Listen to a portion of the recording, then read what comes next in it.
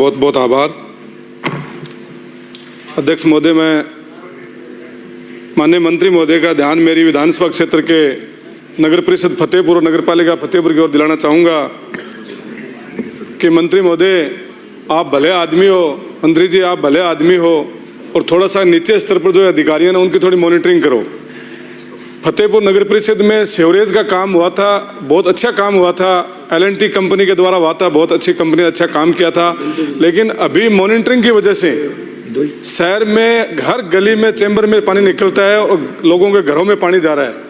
तो मेरी आपसे एक ही अपील है कि DLV के अधिकारियों को कह करके उसके ऊपर थोड़ा मॉनिटरिंग करो कि सीवरेज की देख रेख करे। एक स्ट्रीट लाइट का माननीय मंत्री महोदय पिछली 7 साल से पूरा राजस्थान एक फर्म को झेल रहा था। उस फर्म का नाम मैं नहीं लेना चाहता यहाँ सदन के अंदर, लेकिन नगर परिषद नगर पालिकाओं में एक ही बात थी कि हमारे पास कोई पावर नहीं है स्ट्रीट लाइटों के ठीक कराने का, रिपेयर कराने का। अजय हमने MLA कोटे से पैसा दिया था 15-15, 20-20 लाख रुपए की। चलो वो कंपनी तो बहुत बड़ी कंपनी है, इसके पास कौन जाएगा। मैं खुद DLV डायरेक्टर साहब से मिला था पिछली बार, तो उस टाइम उन्होंने यही कहा था कि MLA साहब कंपनी का काम है, हमारे हाथ में कुछ नहीं है। तो अब उस कंपनी का एग्रीमेंट खत्म हो गया, MOU। तो अब एग्रीमेंट खत्म हो गया तो नगर पालिका और नगर परिषदों को दिया गया है कि नगर परिषद और नगर पालिकाएं अपने स्तर पर वो टेंडर करें। लेकिन उसमें शर्त ऐसी डाल दी है कि कोई छोटा मोटा ठेकेदार वो काम नहीं ले सकता। और वही हाल हो गया दोबारा कि बड़ी बड़ी कंपनियां वो काम ले रही हैं, वो सबलेट करके निकल जाएंगी और वो जनता फिर वो त्राय करती रहेगी और अपना बिल और पैसा देते जाएंगे, बिल देते जाएंगे और पैसा लेते जाएंगे, और पब्लिक वहाँ की वहाँ परेशान रहेगी। तो मेरा आपसे निवेदन है अध्यक्ष महोदय आपके मंत्री जी से कि मंत्री जी नगर परिषद फतेहपुर में अभी एक टेंडर हुआ है स्ट्रीट लाइटों का, तो उस स्ट्रीट लाइटों के टेंडर में सिर्फ मात्र एक फर्म शामिल हुई है और अन्य फर्मों को शामिल होने का मौका ही नहीं दिया। इसलिए उस पर आप ध्यान दीजिए कि एक ही फर्म शामिल कैसे हुई, इसकी जांच कराइए आप कि एक फर्म उस काम को कैसे ले सकते हैं।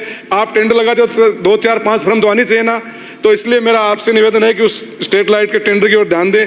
एक जो हाथ ठेला वाला जो सब्जी का और भी कोई सामान बेचते हैं, गरीब मजदूर 500 रुपये रोज कमा करके और वो अपना घर चलाते हैं, और नगर परिषद नगर पालिका वाले रोज जा करके उनके ठेले उठा करके भगा देते हैं कि जाओ ऐसे भागो यहाँ से। अतिक्रमण होता है, हटाओ।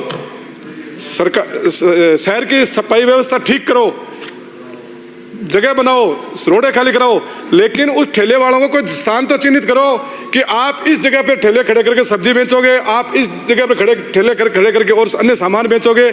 अब उनको ये जगह आप दे नहीं रहे हो और आप उस रोज ठेले वालों को परेशान करते हो, और 2 दिन बाद अधिकारियों को कुछ ना कुछ दे करके और वो ठेले वहीं लग जाते हैं। तो इसका मतलब तो एक वो चौथ वसूली हो गई। उस चौथ वसूली को मंत्री जी बंद करो। UPA सरकार में ठेला लगाने वालों के लिए पथ विक्रेता अधिनियम 2014 बनाया था, लेकिन NDA सरकार इसे लागू नहीं किया। किसी भी शहर में ठेले वालों के लिए उपयुक्त व्यवस्था नहीं है। जब सरकार का मन होता है इन्हें हटा दिया जाता है। नगरीय निकायों के अधिकारी ठेला लगाने देने के लिए इनसे वसूली करते हैं। सरकार इस नियम को लागू करे ताकि उस ठेला वालों को, गरीब को राहत मिले। एक सफाई कर्मचारियों की भर्ती, कितने दिनों तक आप इसको आगे सरकाते जाओगे, कैंसिल करते जाओगे। सफाई कर्मचारियों के, वाल्मीकि समाज के लोगों के बेचारों के वो प्रमाण पत्र बनाने के कितने पैसे खर्च हो गए मंत्री जी। वो एक गरीब मजदूर लाला के पैसे और प्रमाण पत्र बनाया और उसकी भर्ती हुई नहीं। और अब एक और है, पिछली सरकार में भी यही था, अभी यही है कि ठेका ले लेते हैं। ठेका मैं ले लेता हूँ या और कोई ले लेता है, लेकिन काम नगर पालिका और नगर परिषद उस वाल्मीकि समाज के आदमी को उनको ही करना पड़ता है। उनको क्या मिलता है बेचारों को आप और हम सब जानते हैं, और वो ठेकेदार हैं, वो मोटी रकम लेकर के और अपना मजे कर रहे हैं। तो एक आप ऐसा कोई, जब स्ट्रीट लाइट के अंदर आप नियम डाल रहे हो, शर्तें डाल रहे हो, तो उस सफाई कर्मी ठेके के अंदर भी आप एक नियम डाल दो, शर्तें डाल दो कि वाल्मीकि समाज का ठेका ले सकता है, नहीं कोई ठेका नहीं ले सकता। ठेका मैं ले लेता हूँ, सफाई मैं करता नहीं हूँ, नाले के अंदर मैं अंदर जाता नहीं हूँ, चैम्बर के अंदर मैं जाता नहीं हूँ। चैम्बर के अंदर जाता है वाल्मीकि समाज का आदमी, वो ही मरता है बेचारा, और ठेके का पैसा है मजदूरी का वो ठेकेदार लेके जाता है। इसलिए मेरी आपसे निवेदन है कि उसकी तरफ ध्यान दिया जाए। एक जयपुर में पिछली सरकार ने विधायकों को फ्लैट दिए थे, माननीय अध्यक्ष महोदय आपने भी उसमें फ्लैट लिया था। उसका हाउसिंग बोर्ड ने 1,65,000 रुपया पर फ्लैट की कॉशन मनी ली थी कि इसके आपकी जब सोसाइटी बना दी जाएगी, मंत्री जी बैठे हैं, ये भी उनमें शामिल हैं, सारे हम शामिल हैं। आज उस बिल्डिंग की, अरावली इनक्लेव की हालत हो रही है कि कभी भी वो बिल्डिंग गिर सकती है, ये हालत है। हाउसिंग बोर्ड के पास गए तो हाउसिंग बोर्ड को कल हमारा 1,65,000 पर फ्लैट के पैसे दिए, तकरीबन 2 करोड़ के समथिंग, वो कहाँ है? तो वो 2 करोड़ रुपए भी करें, पूरे खर्च हो गए। अब कहाँ खर्च हो गए ये उनके पास भी कोई जवाब नहीं है। कैसा मेंटेनेंस में हो गए हैं? अरे तो मेरा बाप हाउसिंग बोर्ड पकड़ पे बैठे हैं, जगह बांध पकड़े थे, बांध पकड़ो, माने पकड़ना क्या कर हो? मैं कड़ा हाउसिंग बोर्ड में नौकरी करा गए यहाँ बैठे बैठे एलिगेशन लगाने से कौन हुआ है? अधिकारियों का चाबी कैसे होने जो दोषी काम है, बैठे बैठे थे कर करके 2.5 साल तो 1.5 साल तो काट दी, और 2 साल काट दे। माननीय अध्यक्ष महोदय, उस बिल्डिंग की तरफ मैं मंत्री जी निवेदन करना चाहूंगा कि हाउसिंग बोर्ड का ध्यान दिलाया जाए। मेरी मांग है कि नगर परिषद बने हुए 3 साल हो गए, नगर परिषद बने हुए 3 साल हो गए, उसका भवन अभी तक नहीं बनाया। फतेहपुर का नगर परिषद भवन का बजट दिया जाए। एक नगर पालिका रामगढ़ मेरे विधानसभा क्षेत्र में आती है, उसमें न ईओ है, न जैन है, न ऐन है, न कोई बाबू है। नगर पालिका मात्र 3-4 कर्मचारियों के भरोसे नगर पालिका चल रही है। तो मेरी आपसे निवेदन है मंत्री जी कि उसमें नगर पालिका में कर्मचारी लगाए।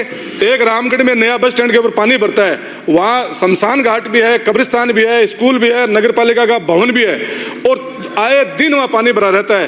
तो नगर पालिका को फोन करते हैं तो कहते हैं नहीं हमारे पास जैन है, नहीं हमारे पास ऐन है। तो उस बस स्टैंड का होना न होना बराबर हो गया रामगढ़ शेखावाटी का। और वहाँ जब लोग शमशान घाट जाते हैं अर्थी लेकर के, या कब्रिस्तान, एक ही जगह दोनों जाते हैं, तो उस पानी के अंदर से लोग गुजरते हैं। एक आदमी अर्थी लेकर के पानी के अंदर से जा रहा है, इससे बड़ी शर्मनाक बात और क्या हो सकती है? तो मेरी आपसे अपील है कि अधिकारियों कह करके उसकी व्यवस्था कराएं। एक वाल्मीकि समाज के जो भर्ती है उसमें वाल्मीकि समाज को ही महत्व दिया जाए, वाल्मीकि समाज को ही लिया जाए, ये मेरी अपील है। एक मेरे फतेहपुर शहर में वाल्मीकि समाज के 2 मोहल्ले हैं, उनमें अंबेडकर भवन बना दिया जाए। आप पिछली सरकार ने 2 भवनों के बजट अलॉट किया था 50-50 लाख रुपए, एक रामगढ़ में, एक फतेहपुर में, वो 2 बन गए, लेकिन और 2 मोहल्ले रह गए। तो आप बजट की व्यवस्था करो, क्योंकि उनको कोई भवन नहीं देता है शादी ब्याह के लिए, इसलिए उनके लिए भी एक भवन की व्यवस्था की जाए। आपने मुझे समय दिया, इसके लिए बहुत बहुत आभार।